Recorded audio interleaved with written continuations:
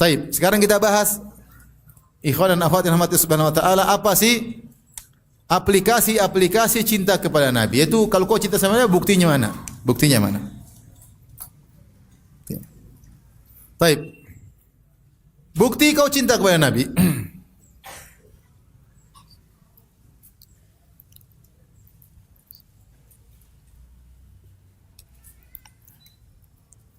Yang pertama adalah engkau menerima seluruh yang datang dari Nabi. Baik khabar kau benarkan atau perintah kau jalankan atau larangan kau hindari. Ini bukti kau cinta sama Nabi. Kata Allah, "Ma atakumur rasulu fakhudhuhu wa ma nahakum anhu fantahu." Apa yang datang dari Nabi maka terimalah, dan apa yang Nabi larang maka tinggalkanlah. Itu bukti kau cinta pada Nabi. Maka yang pertama kita sebutkan, membenarkan seluruh pemberitaan dari Nabi sallallahu alaihi wasallam. Mau masuk di akalmu atau enggak masuk di akalmu, kau harus terima.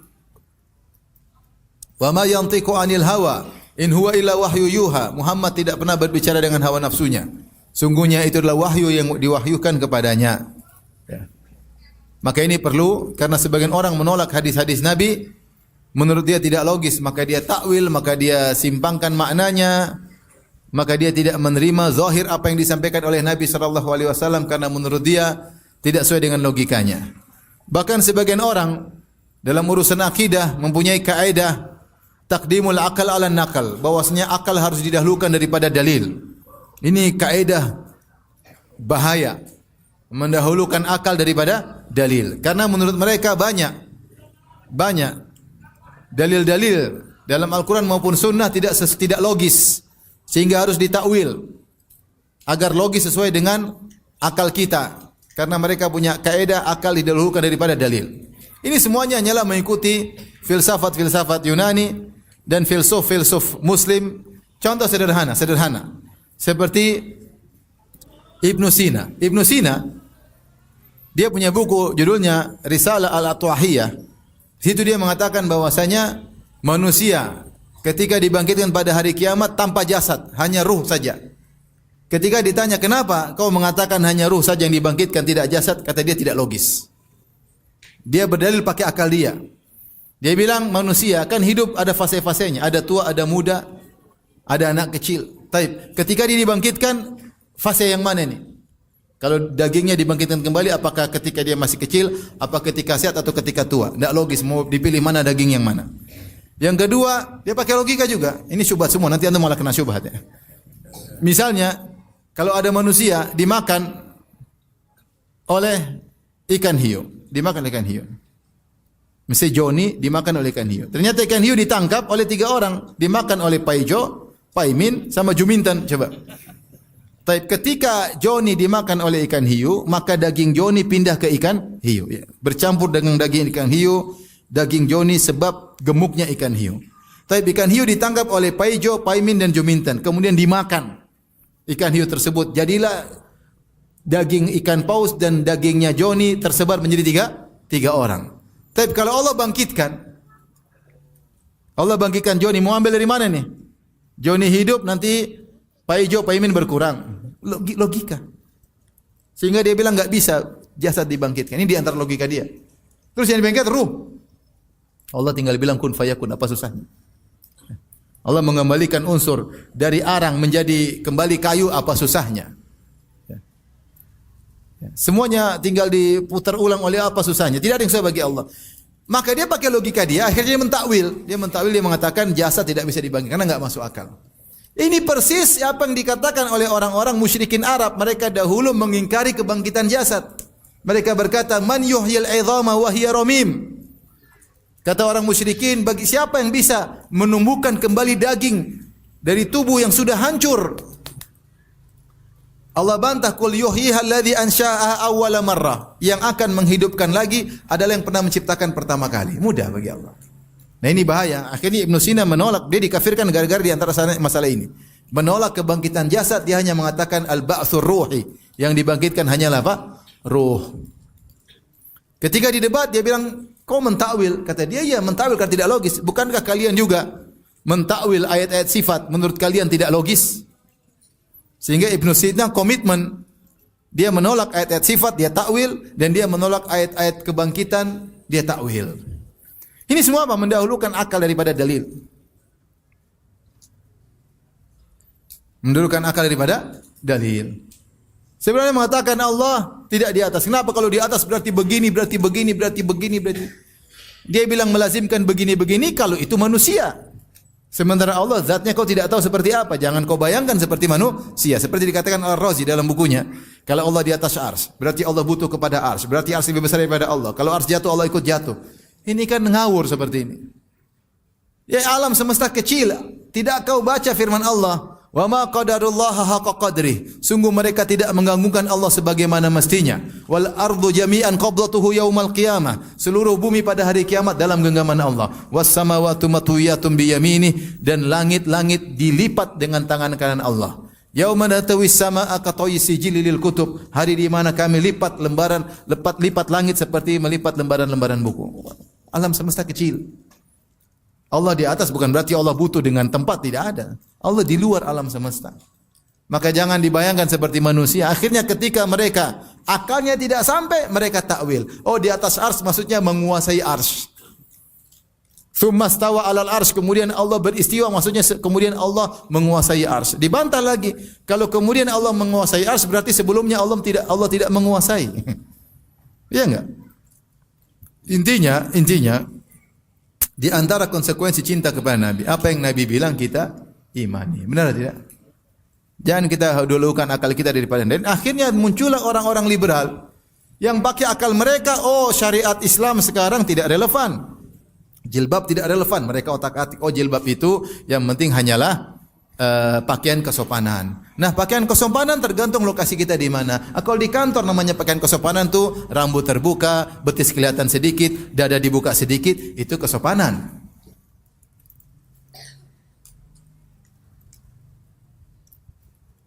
Ada kawan daftar pekerjaan dan dia sudah diterima dan diwawancara. Wawancara perempuan, dadanya kelihatan, pakai baju kebuka-kebuka. Akhirnya kawan itu dia tunduk, ditanya begini. Terus perempuan itu risih, dia bilang, "Bapak ini Islamnya Islam apa sih?" Kata kawan itu, dia jengkel. "Ibu ini ibu yang Islamnya kayak apa? Yang dadanya kelihatan tuh Islam apa?"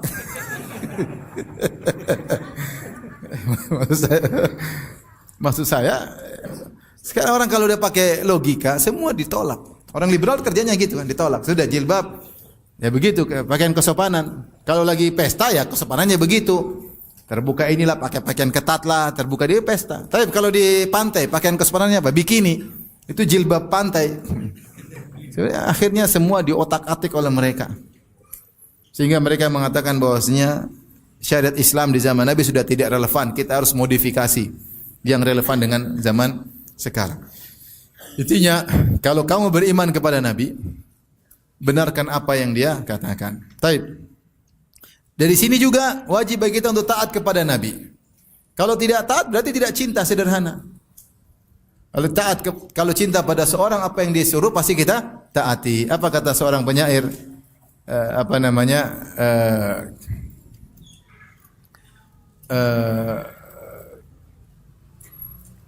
Bahwasanya kalau seorang mencintai, kata dia, ta'sir rasula, asalnya dari Allah ya, tapi dimodif oleh sebagian penyair, ta'sir rasula wa taz'umu hubbahu hadza la amri fil qiyasi shani'u law kana hubbuka sadiqan la ata'tahu innal muhibbu liman yuhibbu muti'u. Kata seorang penyair, kau mengaku kau bermaksiat kepada Rasulullah, tidak taat kepada Rasulullah, padahal kau mengaku cinta kepadanya. Ini secara akal tidak logis, aneh. Kalau cintamu kepada Rasul benar, tentu kau akan taat kepada Rasulullah. Karena orang yang mencintai taat kepada yang dicintai. Benar atau tidak? Kalau cinta sama istri, terus diajak beli emas, uang ada, dibelikan enggak? Dibelikan enggak? Dibelikan, kecuali enggak punya uang. Kalau punya uang belikan, berarti cinta sama istri. Kalau duit banyak, istri minta emas enggak dikasih, berarti cintanya kurang. Benar atau tidak ibu-ibu? Sangat benar katanya. Sama, katanya seorang wanita cinta sama suami. Cinta sama suami, diajak ke kamar enggak mau, itu cintanya dipertanyakan. Cintanya pertanyakan. Apalagi sering nonton film Korea, semakin luntur cintanya. Oleh karenanya ini logis ya. Kalau kau cinta pada seorang harusnya kau tunduk kepadanya. Innal muhibba liman yuhibbu muti'u. Orang cinta itu taat kepada yang dicintai. Oleh karenanya taat kepada Rasulullah adalah salah satu bukti cinta kepada Nabi sallallahu alaihi wasallam. Dan Allah mengatakan, "Ya ayyuhalladzina amanu, la tuqaddimu baina yadayillahi wa rasulih." Wahai orang beriman, janganlah kalian mendahului Allah dan Rasulnya. Yaitu ada yang mengatakan, tafsiran para ulama, kalau kau ingin mengucapkan sesuatu tentang syariat, maka jangan dulu ngomong, lihat dulu dalil Al-Quran maupun apa? Sunnah. Jangan mendahului. Lihat dulu dalilnya. Jangan-jangan apa yang kau omongkan itu bertentangan dengan syariat Rasulullah sallallahu alaihi wasallam. Karena bukti cinta kau kepada Nabi adalah kau taat kepada Nabi. Ada juga mengatakan ayat ini, jangan kau kasih ide-ide. Coba kalau begini, coba kalau begitu. Namanya kau tidak cinta kepada Rasulullah sallallahu alaihi wasallam. Misalnya sebagian wanita, waduh susah ya. Masa safar harus pakai mahram? Coba syariat Islam dirubah tanpa mahram.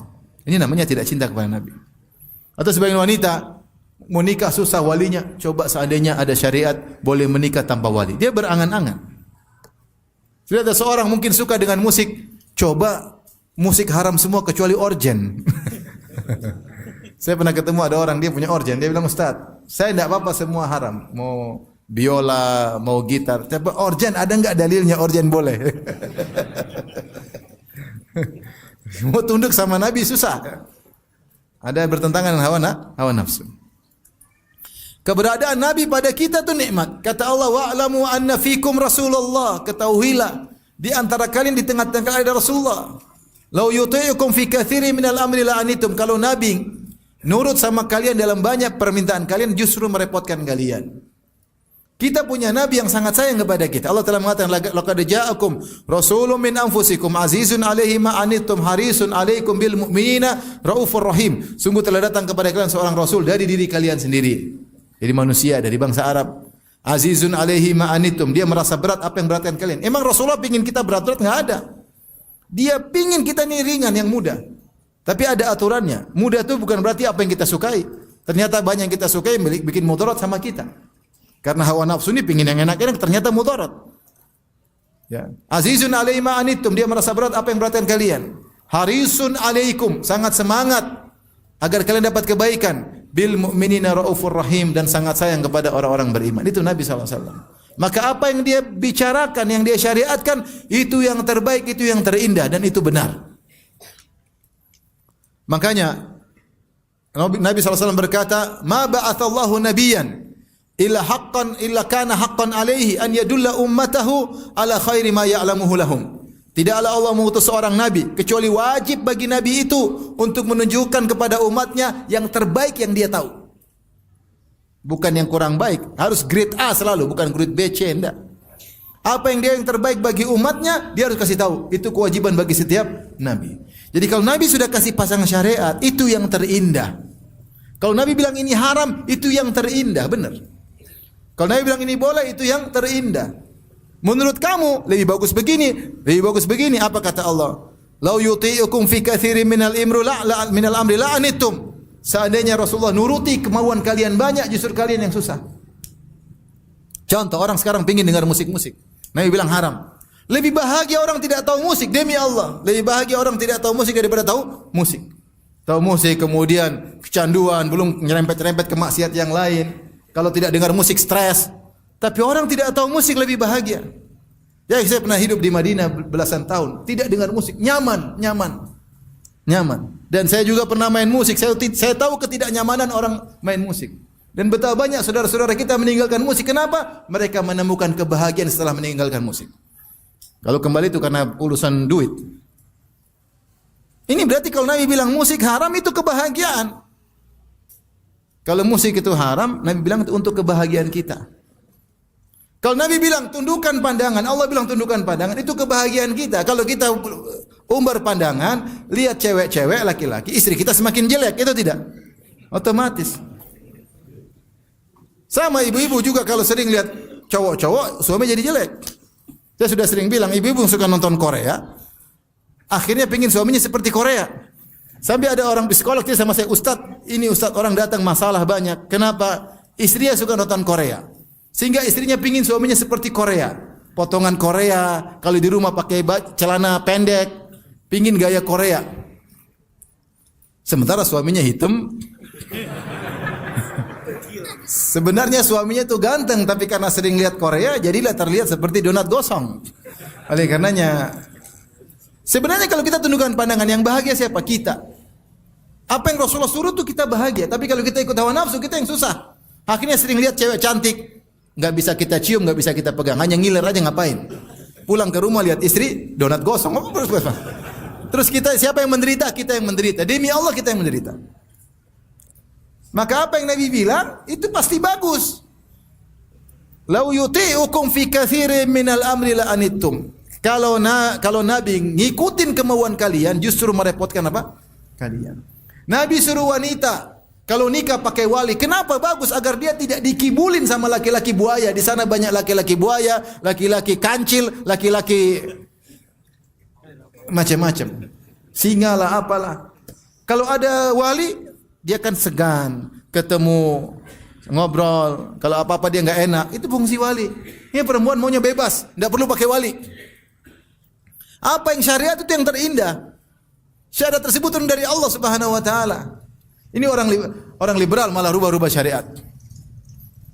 Kata dia, yang cerai bukan laki-laki saja, perempuan juga boleh menceraikan. Waduh, repot ya. Yang bayar mahar siapa? Laki-laki. Yang cari nafkah laki-laki. Karena perempuan yang kasih cerai. Kalau perempuan yang kasih cerai, dia cerai kita sehari 3 kali. Cepat emosi, apalagi haid sudah. Kamu saya cerai aja. Loh, enak aja. Gue yang cari mahar lu dari mana? Gue yang suruh cerai-cerai enak aja. Terus kata orang liberal, kalau laki-laki sudah dicerai, masa idahnya 4 bulan. 120 hari. Bahlul. Suruh nunggu, nggak boleh nikah lagi sampai disamakan seperti wanita yang suaminya meninggal dunia. Ini syariat dari mana? Ya akhi, syariat Islam yang terindah. Ente praktekkan syariat Islam dalam rumah tangga, ente akan bahagia. Kenapa tidak baik? Karena ada di antara kita yang tidak menjalankan syariat, entah istri entah kita.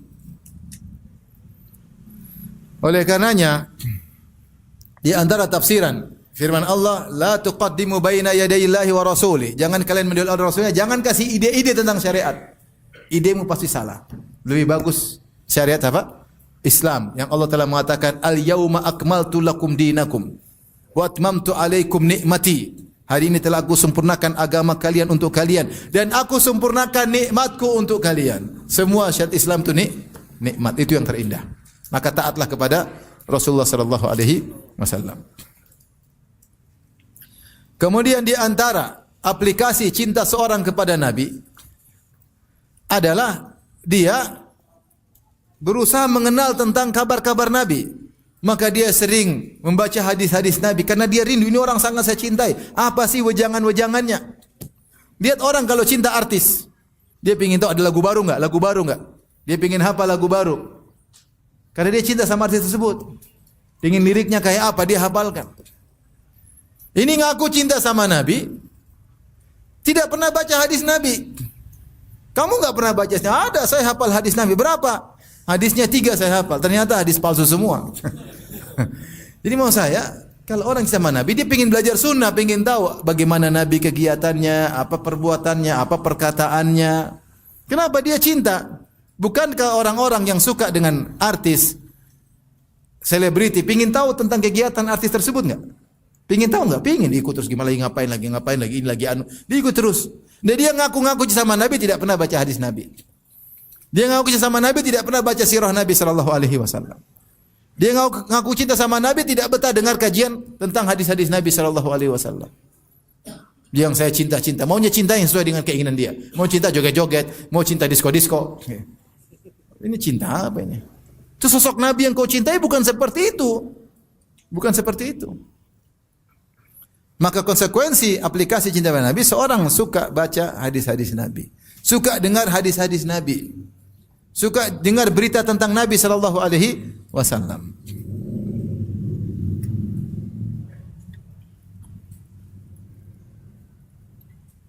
Di antara aplikasi aplikasi cinta kepada Nabi, mengagungkan Nabi sallallahu alaihi wasallam. Allah berfirman dalam surat Al-Fath ayat 8 sampai 9. Inna arsalnaka syahidan wa mubasysyiran wa nadhiran litu'minu billahi wa rasulihi wa tu'azziruhu wa tuwaqqiruhu wa tusabbihuhu bukratan wa asila.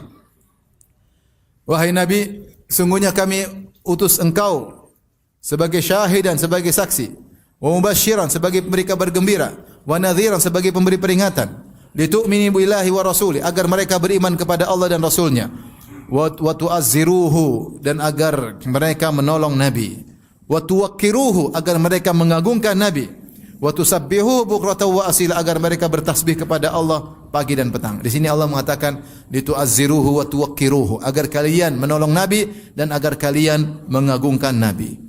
Maka di antara bentuk aplikasi cinta kepada Nabi, menolong Nabi dan mengagungkan Nabi. Di antara bentuk pengagungan, kalau disebut qala Rasulullah sallallahu alaihi wasallam, tunduk dengar. Ini sabda Nabi, saya kerjakan. Tidak mendahulukan perkataan siapapun di atas perkataan Nabi sallallahu alaihi wasallam. Kalau Nabi yang bilang, sudah selesai urusan. Kata Allah Subhanahu wa taala, "Fa in tanaza'tum fi syai'in faruddu ila Allahi war Rasul in kuntum tu'minu billahi wal yawmil akhir." Kalau kalian berselisih tentang suatu, kembalikan kepada Allah dan Rasulnya. Nabi kalau sudah ngomong, bagaimana para sahabat dulu, mereka mengagungkan Nabi. Sampai di antara mereka tidak mampu melihat Nabi lama-lama. Tidak mampu karena begitu karismatiknya Nabi sallallahu alaihi wasallam. Sampai sahabat mengatakan, kalau kau suruh saya mensifati Nabi, saya tidak mampu. Saking begitu agungnya Nabi sallallahu alaihi wasallam. Kalau dibacakan hadis Nabi, diam dengar. Kalau memang cinta kepada Nabi. Kenapa? Al-Habib, sang orang yang paling kita cintai, sedang kita dengar sabdanya, maka kita hormat, kita agungkan. Ya. Taib, di antaranya litu'azziruhu, agar kalian menolong Nabi sallallahu alaihi wasallam. Kalau kita tahu ada sunnah Nabi dilecehkan, ada syariat Nabi dihinakan, kita bela. Kalau ada syubhat, kita bantah. Kalau orang mencela Rasulullah, kita bantah. Itu namanya membela sunnah Nabi sallallahu alaihi wasallam. Kalau sunnah Nabi diinjak-injak, kita diam, kita bicara, kita bela semampunya yang bisa kita lakukan. Ya. Oleh karenanya disebutkan di antara sebab Al-Imam Al-Bukhari menulis Sahih Bukhari, karena dia mimpi. Kayaknya dia sedang dekat dengan Nabi, terus ada sesuatu, maka dia bela Nabi. Entah ada hewan atau apa, maka dia hindarkan dari Nabi. Maka dikatakan kepadanya, engkau akan membela sunnah Nabi sallallahu alaihi wasallam. Maka dia tulis Sahih Bukhari untuk menunjukkan sunnah Nabi. Sekarang sunnah orang malas ngaji sunnah. Kamu kalau bela Nabi, nolong Nabi, sebarkan sunnahnya, sebarkan ajarannya. Sekarang apa sunnah-sunnah? Jangan sunnah-sunnah. Dia bikin bid'ah aja. Sunnah enggak ada, dia orang enggak sebarin sunnah. Kenapa? Karena banyak sunnah-sunnah yang bertentangan dengan kesenangan masyarakat. Banyak sunnah-sunnah yang bertentangan dengan hawa nafsu manusia. Sehingga kalau ngaji sunnah tidak boleh. Nah, kita berusaha sabar. Nabi Imam Bukhari ketika dia dikatakan membela Nabi, apa yang dilakukan? Dia tulis hadis-hadis Nabi sallallahu alaihi wasallam dalam Sahih Al-Bukhari.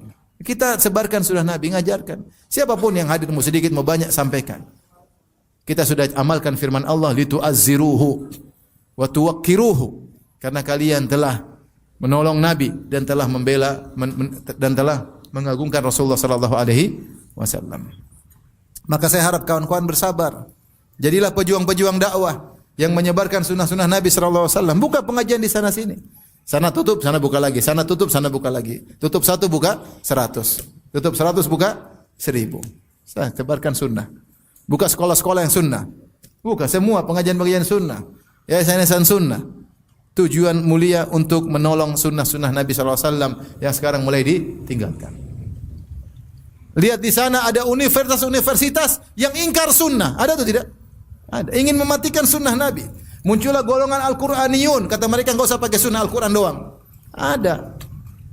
Antum kira tidak ada orang yang memerangi sunnah Nabi? Ada. Tapi bagaimana kita menolong Nabi? Dengan menjalankan sunnah-sunnahnya, dengan mengajarkan sunnah-sunnahnya, menyebarkan sunnah-sunnahnya. Itu bentuk cinta kepada Rasulullah sallallahu alaihi wasallam. Taib. Kemudian di antara bentuk cinta kepada Nabi sallallahu alaihi wasallam yaitu ittiba lal ibtida. Meneladani bukan bikin ajaran baru. Konsekuensi wajar. Saya cinta sama guru saya, semua ajaran guru saya ikuti. Bukan saya malah bikin ajaran baru menyaingi ajaran guru saya. Iya enggak? Konsekuensi logis. Kita cinta sama Nabi ya sudah, semua yang bikin Nabi kita bikin, yang enggak bikin enggak loh. Apa? Kalau saya bikin sesuatu bukan kerjaan Nabi berarti saya tidak cinta. Kalau saya cinta sama Nabi, apa yang dikerjakan Nabi saya kerjakan, bukan saya bikin yang baru. Sederhana, logika sangat jelas. Ya. Kata Ibnu Mas'ud, ittabi'u wa la tabtadi'u, qad kufitum. Ittiba'lah, jangan bikin bid'ah. Kalian sudah dipenuhi, sudah cukup. Kita ini kalau mau ikuti sunnah Nabi saja, tidak akan selesai-selesai. Ngapain kita spekulasi bikin ibadah-ibadah baru, ritual-ritual baru yang tidak Nabi kerjakan? Ngapain? Yang jelas-jelas saja mau kita kerjakan tiap hari, enggak mampu. Ya enggak? Antum aja mau jalankan sunnah Nabi, istri 4 bisa tidak? Mampus, enggak bisa. Masih banyak sunnah Nabi yang enggak bisa dikerjain. Kita mau bikin yang baru-baru, yang sudah ada saja belum tentu bisa kita kerjakan. Mau puasa sunnah Senin Kemis, puasa Daud, kita enggak mampu.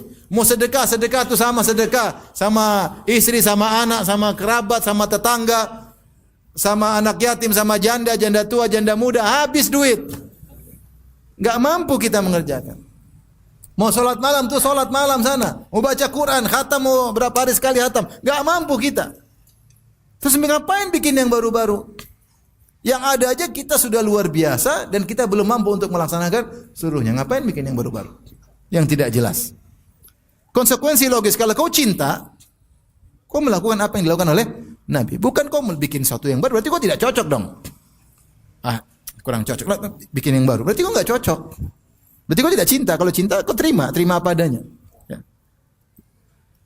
Oleh karenanya sampai begitu agungnya ittiba, sampai Allah mengkaitkan bukti cinta kepada Allah dengan cinta kepada Nabi, dengan mengikuti Nabi. Kata Allah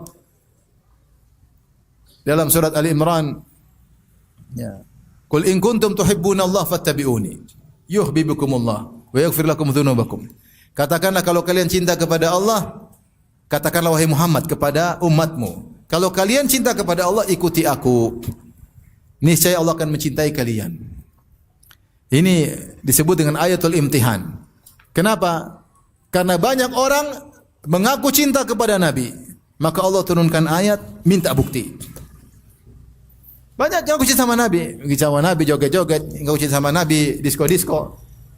Ngaku cinta sama Nabi, menari-nari. Ngaku cinta sama Nabi, riba jalan terus. Mana buktinya? Maka Allah minta apa? Bukti. Kenapa kecintaan kepada Nabi, ittiba kepada Nabi terkait dengan cinta kepada Allah?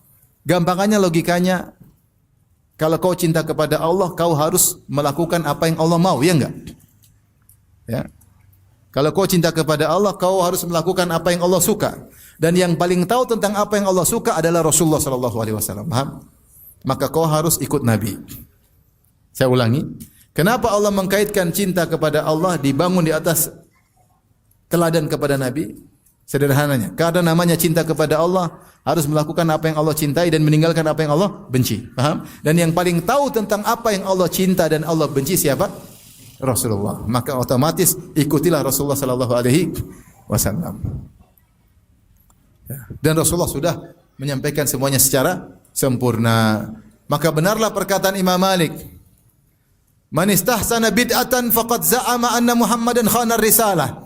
Siapa yang menganggap suatu bid'ah itu baik, maka dia telah menganggap Rasulullah telah berkhianat. Ada risalah, ada ayat, ada hadis yang dia sembunyikan. Kita yakin syariat sudah sempurna dan kita yakin Rasulullah telah menyampaikan semuanya, tidak ada yang disembunyikan.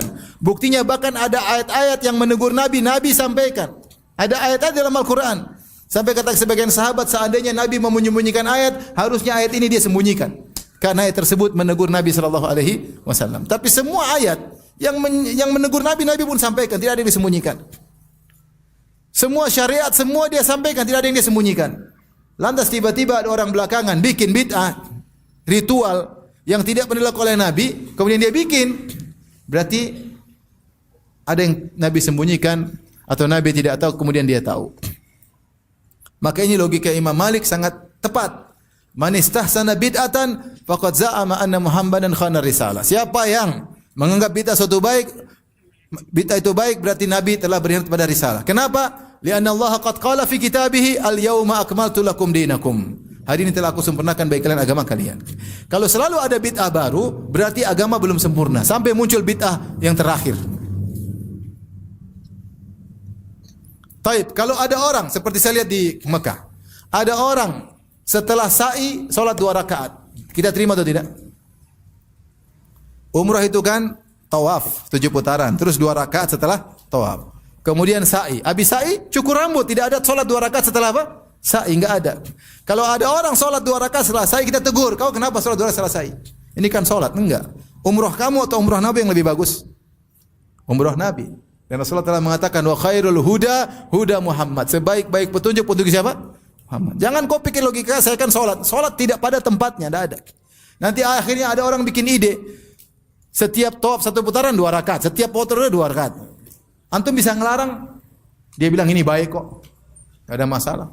Salat kan baik, tawaf baik, digabung apa salahnya? Kata mereka dengan kaidah apa namanya? Kaidah telur goreng atau apa namanya? Martabak. Tepung boleh halal. Gula halal, minyak halal, kacang halal. Digabung kok jadi haram. Itu yang mereka. Bid'ah mau disamakan dengan apa? Martabak. Ya kalau perkara dunia silakan sekarang ya. Salat halal enggak? Halal. Bagus. Taib, setiap tawaf 1 rakaat, salat 2 rakaat. Boleh enggak? Enggak boleh. Kenapa enggak boleh? Ini enggak ada di zaman Nabi. Selesai. Ada lagi punya ide. Sekarang kalau kita mau salat Id, azan dulu deh, azan. Ada komatnya. Azan bagus enggak? Bagus. Ngusir setan, bagus. Manggil orang, ngumpulin orang, bagus. Boleh enggak bikin azan pas salat Id? Tidak boleh. Bagaimana dengan kaidah martabak? Kaidah batil bilang.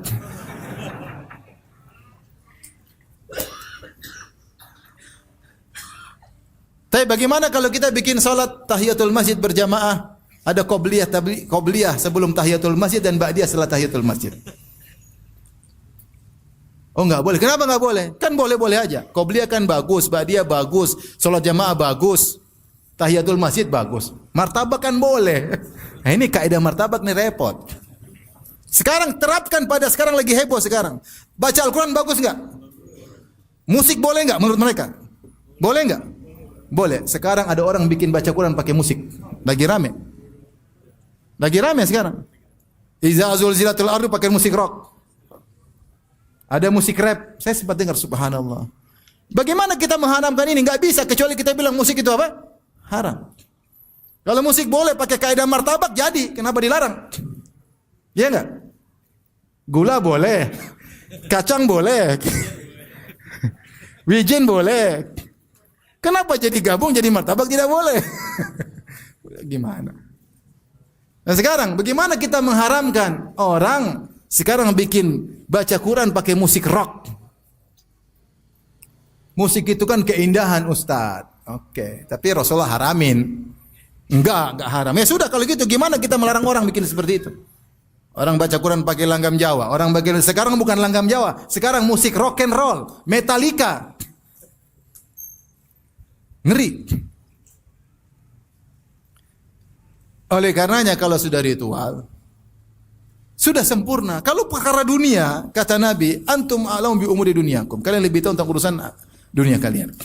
Kalau urusan dunia sebagai sarana bukan ritual tidak jadi masalah. Ceramah pakai mic enggak ada masalah.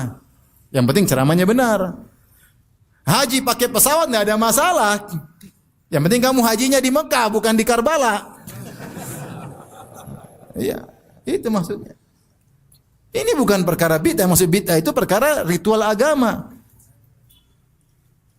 Saya para ulama bahas misalnya tasbih enggak ada masalah, yang penting kau jangan yakini zikir dengan tasbih lebih afdal. Tasbih alat hitung enggak ada masalah. Mulai hitung begini, ada sekarang pakai digital, terserah itu kan alat hitung tidak jadi masalah. Yang penting yang zikirmu benar subhanallah, bukan hu enggak. Kalau hu ritual masalah kita harus bahas. Kalau kamu hitung-hitung enggak ada masalah, itu kan alat. Jadi orang kadang subhanallah, kalau cinta sama Nabi, konsekuensinya ikut sunnah Nabi. Nah, sekarang muncul di zaman ini perkara-perkara di zaman Nabi tidak ada. Kemudian sekarang jadi wajib. Sekarang jadi wajib. Contoh misalnya tahlilan. Tahlilan di zaman Nabi enggak ada. Nabi istrinya meninggal, anaknya meninggal, sahabatnya meninggal, pamannya meninggal. Taib di zaman sahabat juga demikian. Ada yang meninggal. Yang ada sunnahnya isna'u ta'aman li ali Ja'far. Fa innahum qad atahum ma yushkiluhum. Kalau ada yang meninggal bantu mereka, kasih makanan. Kasih makanan karena mereka sedang sedih, sibuk. Dan itu yang dilakukan oleh teman-teman sekarang alhamdulillah. Kalau ada teman yang meninggal antar makanan. Membantu. Mau antar makanan, mau antar duit terserah, yang penting membuat mereka apa? Mengurangi kesedihan mereka. Enggak ada masalah. Bukan sebaliknya, orang meninggal akhirnya bikin acara hari pertama, hari kedua, hari ketiga, hari keempat, hari kelima. Ini empat mazhab melarang, Imam Syafi'i melarang. Sebagian mereka tahu akan hal tersebut. Sebagian mereka ngakui memang dilarang. Sampai ada mereka mengatakan ini sebenarnya makruh, cuma karena adat ya enggak bisa. Karena adat sunnah Nabi dibuang, sunnah Nabi sebaliknya. Kau membantu mereka, bukan kau susahkan mereka. Ini malah repot ada yang meninggal. Dia sudah harus punya duit banyak. Undang orang, kasih makan berhari-hari. Ustadznya dibayarin. Kemudian bikin acara, baca ini, baca anu, bayar. Sampai proyek.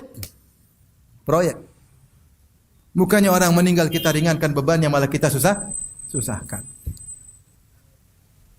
Sunnah Nabi dilanggar. Bikin makanan malah suruh bikin, harusnya kirim makanan malah disuruh bikin apa? Makanan. Taib. Ini dulu di zaman Nabi enggak ada. Tidak ada.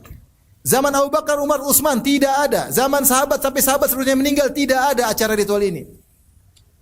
Zaman empat imam, Imam Abu Hanifah, Imam Malik, Imam Syafi'i, Imam Ahmad tidak ada. Sekarang kenapa jadi wajib? Beranikah kau mewajibkan sesuatu yang tidak ada di zaman Nabi? Apa kata Imam Malik?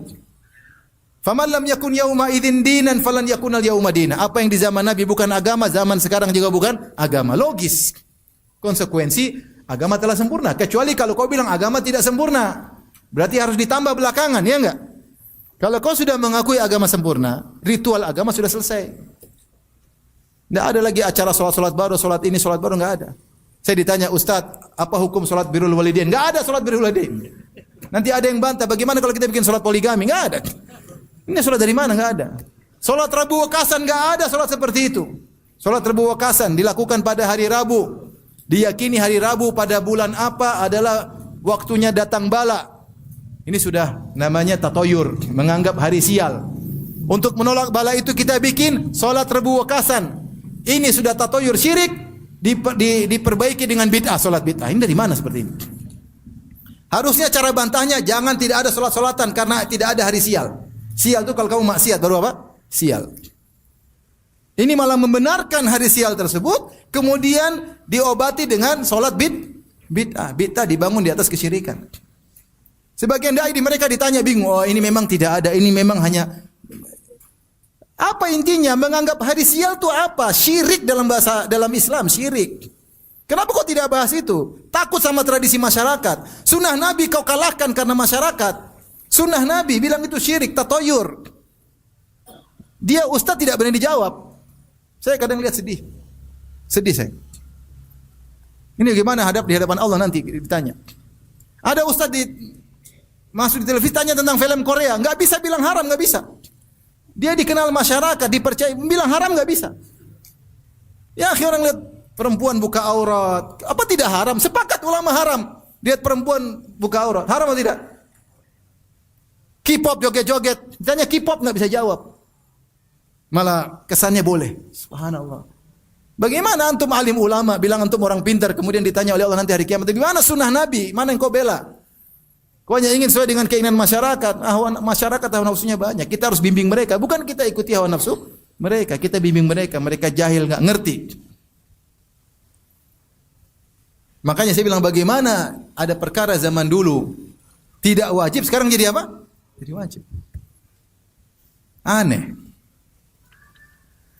Oleh karenanya kalau aplikasi cinta kepada Nabi adalah ittiba, ikut Nabi, bukan malah bikin ajaran baru yang menyaingi ajaran apa?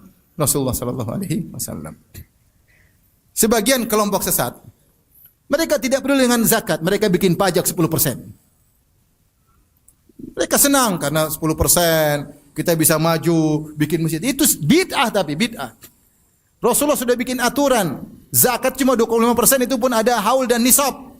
Ini mereka bikin tiap bulan wajib 10% zakat, tidak dipedulikan. Ini namanya rubah agama atau bukan?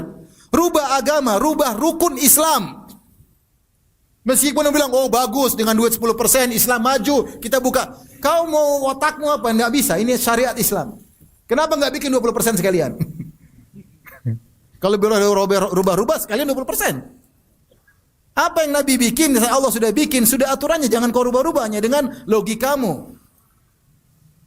Meskipun mereka berdalil lebih baik dengan duit banyak kita bangun masjid, lebih inilah imamnya kaya raya, Imam Bahlul. Rubah-rubah syariat Nabi, rubah-rubah syariat Nabi sallallahu alaihi wasallam. Taib. Terakhir di antara bentuk cinta kepada Nabi, tidak boleh berlebih-lebihan kepada Nabi, tidak boleh berlebih-lebihan. Karena tadi saya sampaikan di awal hadis, maka kana ahadun ahabba ilaihi min Rasulillah sallallahu alaihi wasallam wa kanu idza ra'awhu lam yaqumu. Adalah para sahabat paling mereka cintai adalah Rasulullah sallallahu alaihi wasallam, lebih dari orang tua mereka, lebih dari anak mereka.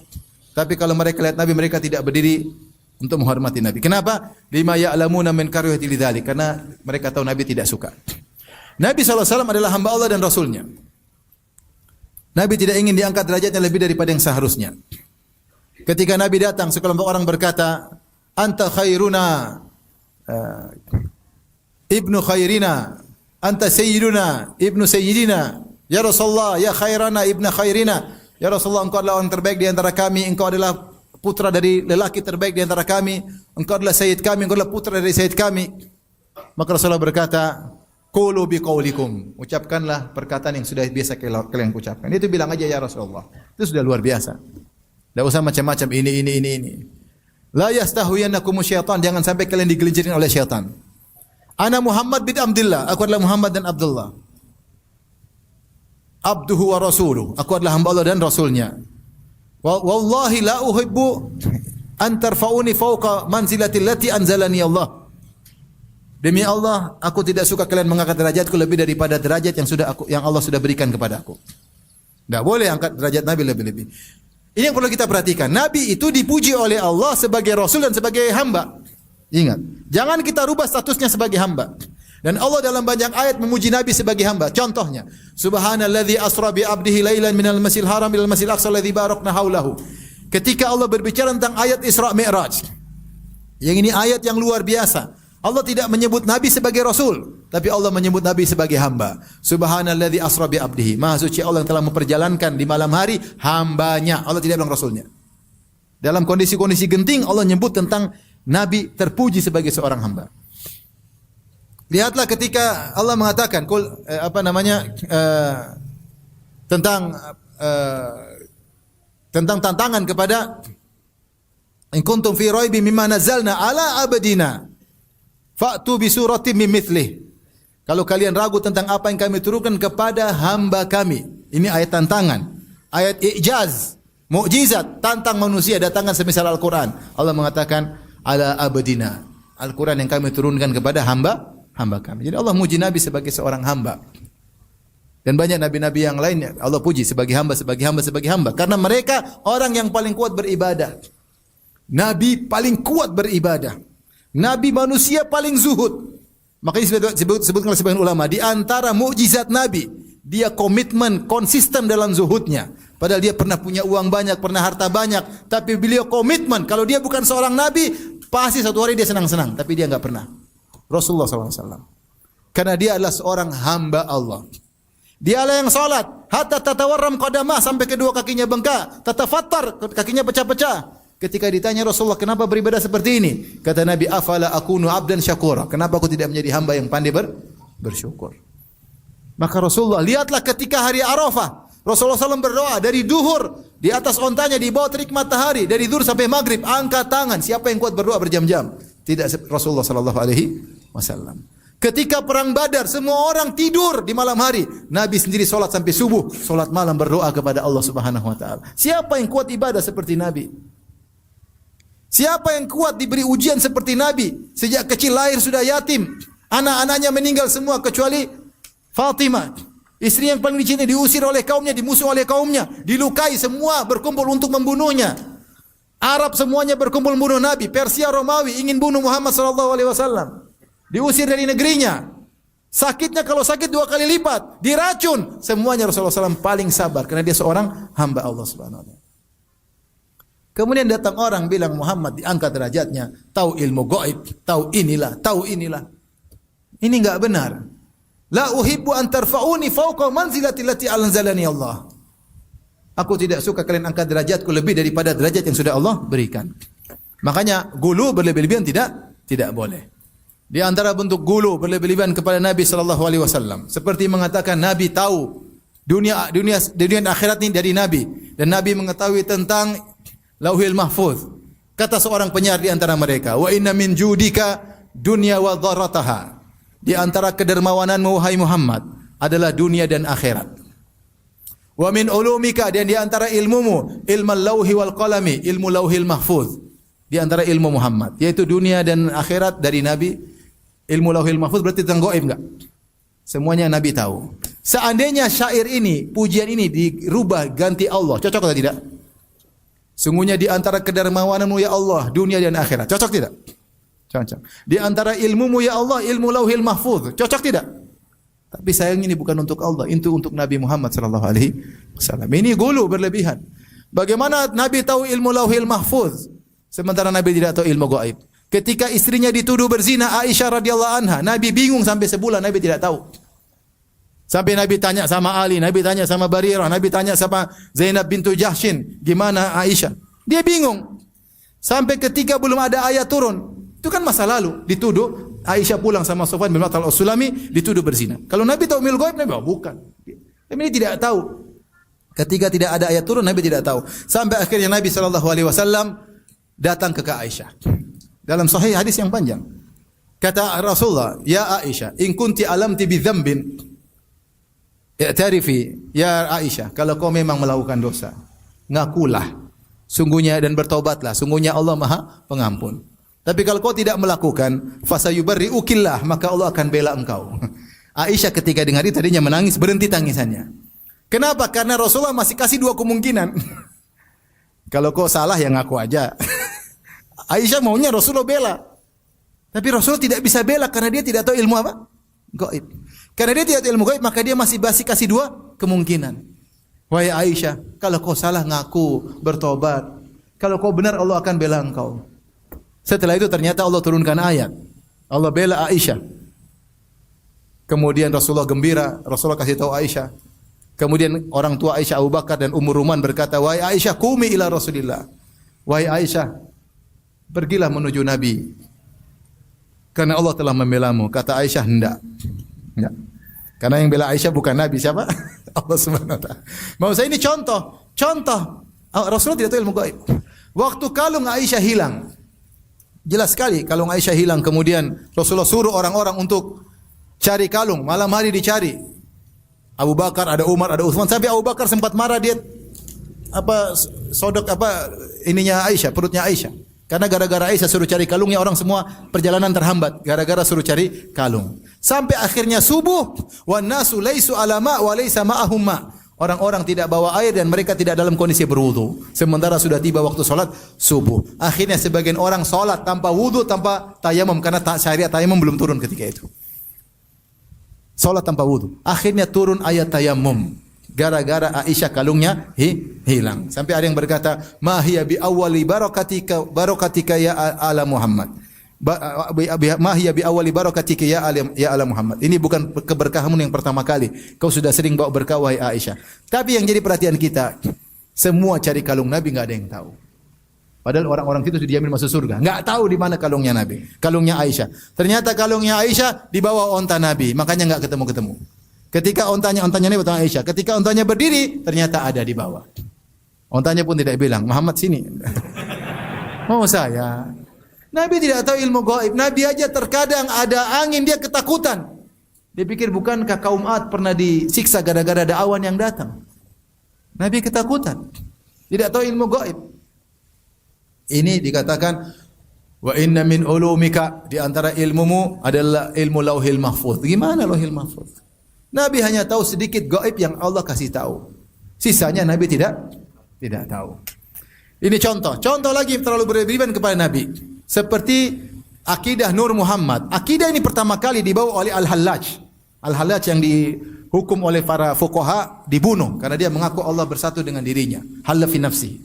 Sehingga dia disalib, dibunuh di zaman itu. Dia hidup lahir sekitar abad ketiga dia hidup, akhir abad ketiga atau abad keempat, awal abad keempat. Dibunuh.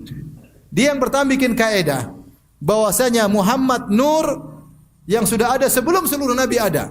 Nur Muhammad ada sebelum ada makhluk. Dia yang pertama kali bikin.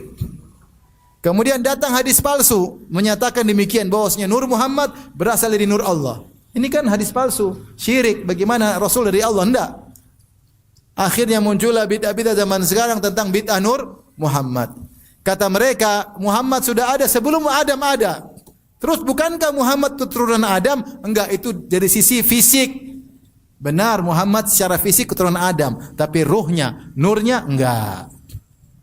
Dan semua di balik benda-benda ini ada Nur Muhammad karena makhluk tercipta dari Nur Muhammad. Sudah ngaco-ngaco sembarang udah. Dari mana seperti ini? Saya sudah bantah dalam tulisan khusus tentang ajaran mazhab Imam Syafi'i yang ditinggalkan tentang keyakinan Nur Muhammad. Ya, bisa ada ceramah juga khusus tentang masalah. Ini contoh berlebih-lebihan kepada Nabi sallallahu alaihi wasallam. Contoh lagi berlebih-lebihan mengatakan Nabi sering jalan-jalan. Iya, Nabi jalan-jalan ke Surabaya, Tangerang ditinggalkan. Nabi jenguk Habib ini, Habib anu, Syekh ini, Syekh anu, sementara Abu Bakar tidak pernah dijenguk. Abu Bakar, Umar, Utsman, istri-istrinya enggak pernah dijenguk, Fatimah enggak pernah dijenguk. Ente kalau mati saja ente kalau mati terus keluar, ketemu siapa dulu? Istri kan? Istri lah, minta maaf. Selama ini salah. Ini Nabi katanya keluar-keluar terus, tidak pernah ketemu 9 istrinya. Nabi tidak pernah keluar, tidak ada satu istri mengatakan Rasulullah keluar sama saya, ketemu saya. Kenapa Fatimah radhiyallahu anha meninggal? Sakit, setelah Nabi meninggal dia sakit sedih. 6 bulan kemudian dia meninggal dunia. Seandainya Nabi tiap hari keluar, ngapain dia sakit? Ya enggak? Iya enggak? Ya Nabi keluar ketemu dia, ngobrol, gimana nak? Tapi karena sudah berpisah dari ayahnya dia sedih, akhirnya dia meninggal 6 bulan kemudian. Kalau Nabi bisa jalan-jalan, sudah bikin rapat terus sama sahabat, tidak ada masalah ribut. Ali, Muawiyah sini kumpul-kumpul. Kenapa Nabi tidak pernah muncul kasih tahu mereka? Nabi tidak pernah ketemu istrinya, tidak pernah ketemu para sahabatnya, tidak pernah ketemu mantunya, tidak pernah ketemu anaknya. Terus ketemu kamu nih ngapain? Kenapa bisa? Tahun 2000-an muncul Nabi keluar dari kuburan ketemu kamu. Kamu nih siapa? Sampai nih ke sopo? Kok iso? Benar. Harus pakai logika. Apalagi bilang kemudian kuburan goyang-goyang, jujak. Apa enggak bikin askar sana bingung ya? Siapa ini goyang-goyang jujak. Gimana? Tahun 2000-an lah, bukan tahun 1700, bukan. Tahun 2000-an, ada CCTV banyak ketika itu. Tapi yang percayakan hal ini banyak. Tapi enggak usah heran. Yang percaya Nabi Isa Tuhan aja miliaran. Enggak usah heran, paham? Yang percaya Nabi Isa Tuhan miliaran, lebih banyak daripada kita. Apalagi percaya cuma goyang-goyang jujak. Wajar. Yang bilang ada wali dalam semalam Mi'raj 70 kali. Nabi aja seumur hidup cuma sekali. Ada yang percaya enggak? Ada. Jangan heran. Yang bilang Nabi Isa Tuhan aja miliaran. Enggak usah heran. Enggak usah heran. Yang nyembah sapi juga miliaran. Jangan heran. Oh saya sudahlah. Itu tugas kita menyampaikan sunnah Nabi. Jangan berlebihan kepada Rasulullah sallallahu alaihi wasallam. Rasulullah kabarkan dalam hadis Sahih Bukhari dan yang lain. Ketika Rasulullah di akhirat kelak, kemudian datang sebagian orang ingin ke telaga Nabi. Fakhtuli juduni, maka mereka diambil. Dibelokkan ke kiri menuju neraka. Kata Nabi, usaihibi, ya umatku, sahabat-sahabatku. Rasulullah kenal mereka. Apa kata Allah? Innaka la tadri ma ahdatsu ba'dak. Kau tidak tahu apa yang mereka adakan setelah kau meninggal. Kau tidak tahu. Innahum qad baddalu wa ghayyaru. Mereka telah merubah, mereka telah mengganti-ganti. Kau tidak tahu, ternyata mereka begini. Maka Rasulullah mengatakan sebagaimana perkataan Nabi Isa. Ketika Allah tanya, "Wahai Isa, apa kau pernah memerintahkan umatmu? Anta qulta lin-nasi ittakhidhuni wa ummiya ilahaini min dunillah." Kau perintahkan kepada jadikanlah aku dan ibuku dua tuhan selain Allah. Kata Nabi Isa, "Subhanaka an aqula ma laysa li bihaq." Maha suci Allah, aku enggak mungkin mengucapkan apa yang tidak hak bagiku. Ya. In kuntu qultuhu, kalau saya pernah ngomong gitu, faqad alimta, kau pasti tahu, ya Allah. Ta'lamu ma fi nafsi wa la ma fi nafsik. Innaka anta alamul ghaib. Ma qultu lahum illa ma amartani bihi. Apa yang aku ucapkan kepada mereka sesuai dengan yang kau perintahkan kepadaku. An ibudullaha rabbi wa rabbakum. Sembahlah Allah dan Tuhanku dan Tuhan kalian, kata Nabi Isa. Kemudian kata Nabi Isa, wa kuntu alaihim syahidan ma dumtu fihim. Saya dulu menjadi saksi mereka, hadir ketika saya sama mereka.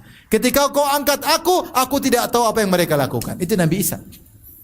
Dia minta uzur tentang umatnya yang kemudian menyembahnya. Menyembah Bunda Maria, dia minta uzur karena dia tidak tahu lagi. Sama seperti Nabi. Nabi mengatakan, mereka kenapa dilarang ke telaga? Kata Allah, kau tidak tahu apa yang mereka lakukan. Seandainya Nabi keluar dari kuburan, Nabi tahu enggak apa yang dilakukan? Tahu. Ini bantahan sangat telak. Seandainya Nabi suka keluar dari kuburan, jalan sana sini sampai ke Surabaya, bayangkan. Apalagi cuma sekitar Madinah, pasti Nabi jalan-jalan lah. Terus tidak tahu ini ternyata nakal, ini ternyata berubah. Tapi kalau sudah khurafat mau diapain? Sampai